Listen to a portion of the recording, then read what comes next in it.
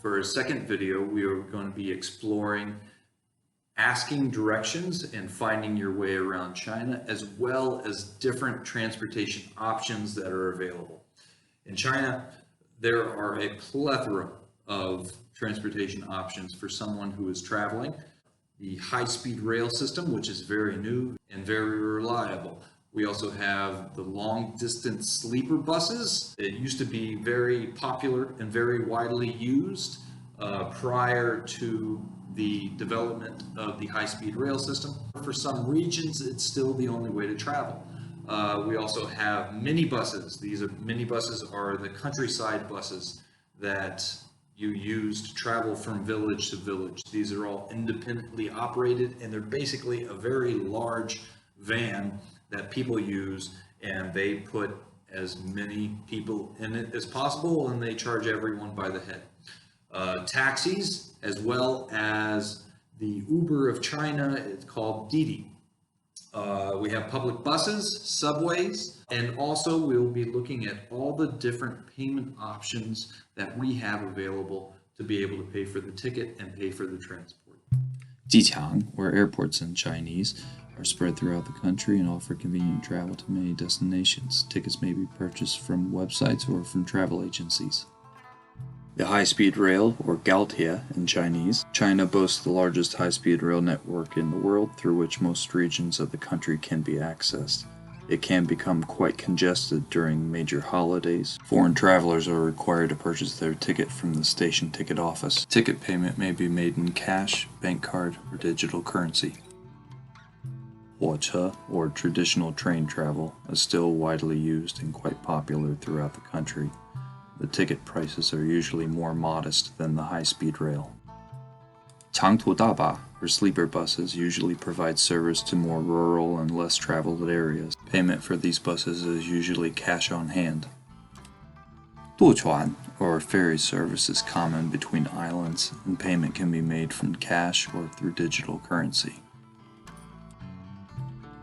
Ditie, or subways, in China are growing in prevalence and are becoming common in most major cities.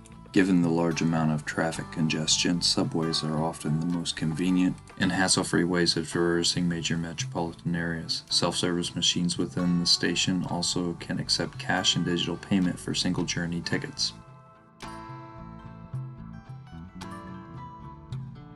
你好，咖喱面要加100。100。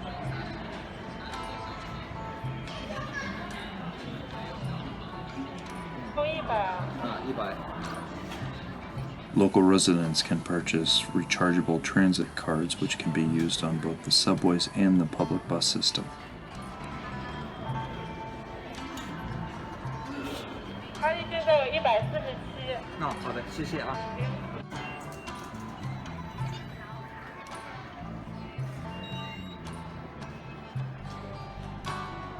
Large volumes of commuters frequently use these transit systems on the weekends, during holidays, and during the rush hour. If possible, it's best to avoid transit during this time.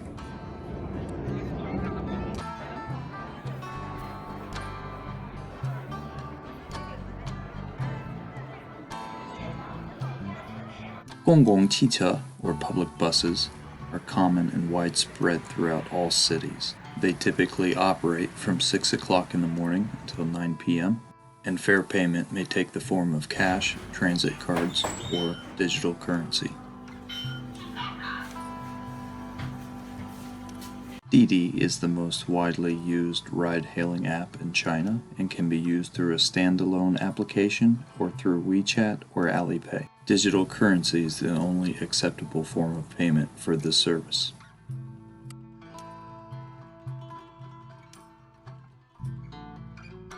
Gongxiang Danche, or share bikes. Rental bikes have become ubiquitous throughout China and can be found in many cities. To unlock the bikes, simply scan the QR code. Sanlongche, or three-wheel motorbikes, are a common sight in smaller cities around China. These are a convenient, easy, and cheap way of traveling short distances around the city. You will have to negotiate the fare with the driver and pay in cash.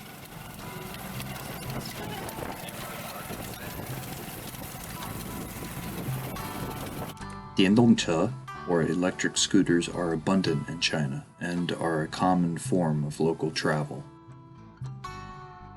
小巴士 or countryside minibuses are the workhorse of rural commuting and typically operate outside the oversight of regulation. They connect rural villages and only accept cash. The following are useful phrases that you will frequently use in China. 地铁在哪里？地铁在哪里？我要去机场。我要去机场。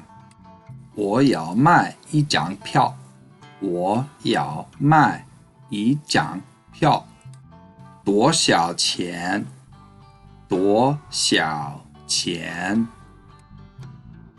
几点出发？几点出发？ Thank you for joining us on this episode of the No Problem Chinese podcast. I hope you join us for our next episode.